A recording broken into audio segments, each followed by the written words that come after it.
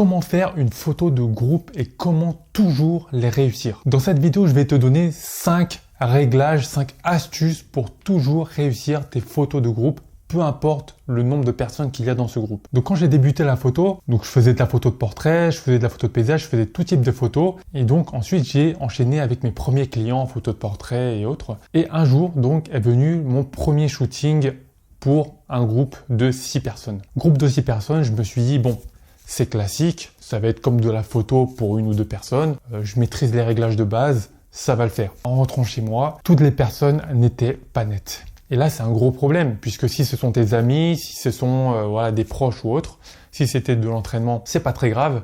Mais s'il s'agit de clients qui te payent pour ça, c'est plus problématique. Donc, je peux te dire que j'étais vraiment dégoûté. D'accord ?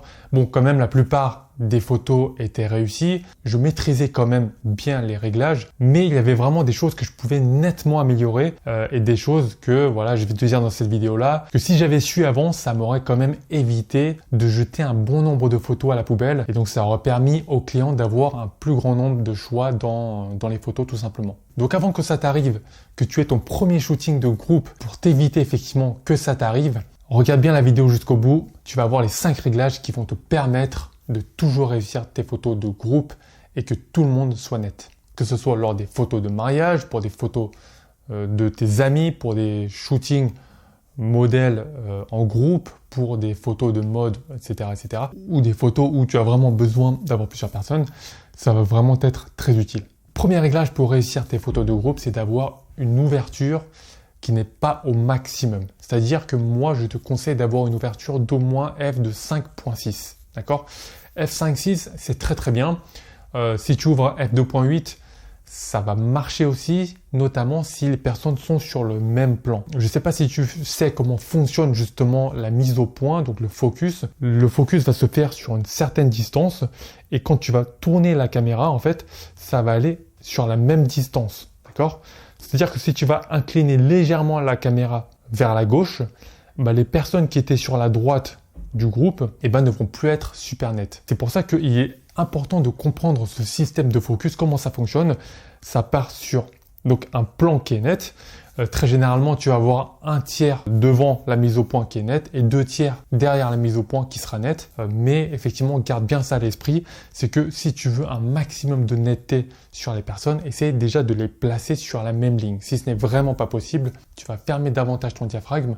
Mais s'ils sont tous sur la même ligne, bien positionnés parfaitement sur la même ligne, tu peux te permettre même d'avoir une ouverture à 2.8.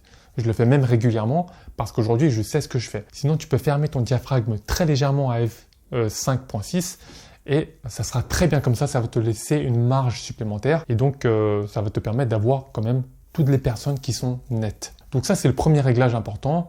N'ouvre pas au maximum ton diaphragme. Deuxième réglage pour réussir tes photos de groupe, c'est d'adopter une vitesse d'obturation d'au moins 1/250e de seconde. Moi, je te conseille un 250e de seconde parce que à tous les coups, dans le groupe, il y a une personne qui va bouger par-ci, qui va bouger par-là, qui va rigoler, qui va se mettre à bouger. Et encore une fois, si les personnes qui étaient au centre de l'image ne bougeaient pas, c'était bien. Mais quand tu te rends compte que sur la photo, sur le groupe, il y a une personne qui est un peu floue, ça gâche quand même la photo. Honnêtement, ça gâche la photo, d'accord ? Et c'est une photo que les personnes ne vont potentiellement pas sélectionner puisque la personne en question n'est pas nette.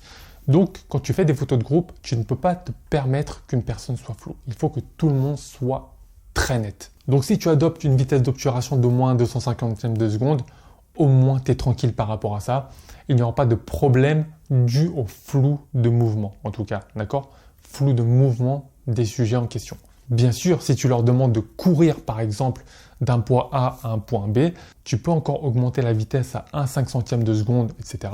Mais voilà, ça va dépendre en gros de ce que tu vas photographier, de ce que tu vas leur demander de faire. Mais s'ils restent statiques sans bouger ici et qu'ils posent, 1/125e de seconde ou 1/250e de seconde vraiment pour être tranquille, ça ne mange pas de pain et au moins tu seras tranquille. Troisième réglage à effectuer pour réussir tes photos de groupe, c'est de shooter en mode rafale.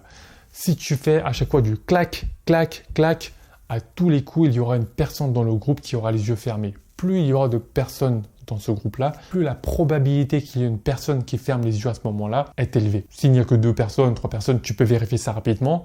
Mais crois-moi, quand tu as beaucoup de photos à prendre, tu n'as pas le temps de vérifier le visage de chaque personne sur chacune de tes prises de vue. Et au moins, dans le lot de photos qui sera pris, tu auras une photo où tout le monde aura les yeux parfaitement ouverts avec la parfaite expression du visage et tout le monde net. 4e point pour réussir tes photos de groupe, donc c'est plus un conseil, évite les photos trop posées, trop formelles, d'accord? Si c'est trop posé, trop formel, les gens ils sont pas aussi à l'aise devant la caméra. En gros, ça va dépendre de la personnalité des gens que tu as en face de toi. Donc tu vas chercher à t'adapter, mais très généralement, les photos spontanées sont les plus jolies. Donc invite-les à être plutôt naturelles, parle directement à tes clients, dis-leur de discuter entre eux, ils vont rigoler entre eux, ils vont se raconter des blagues et c'est sur ces moments-là qui vont être les plus jolis et que j'ai remarqué en fait par expérience que ce sont ces photos-là que les personnes vont choisir. Les photos où ils vont poser les mains sur les hanches comme ça à regarder, il y en a qui sont jolies, d'accord, c'est sûr, il y en a qui sont jolies.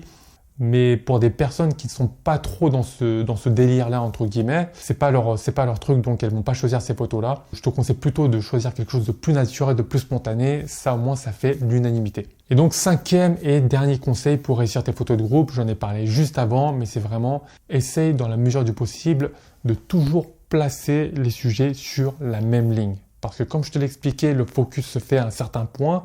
Si tu décales ta caméra, si tu orientes ta caméra vers la gauche ou vers la droite, ne serait-ce que légèrement, ça va décaler la mise au point sur les personnes situées aux extrémités du groupe. D'accord? Donc toi, tu ne veux pas effectivement qu'il y ait un problème de flou et tu veux que tout le monde soit parfaitement dans la mise au point.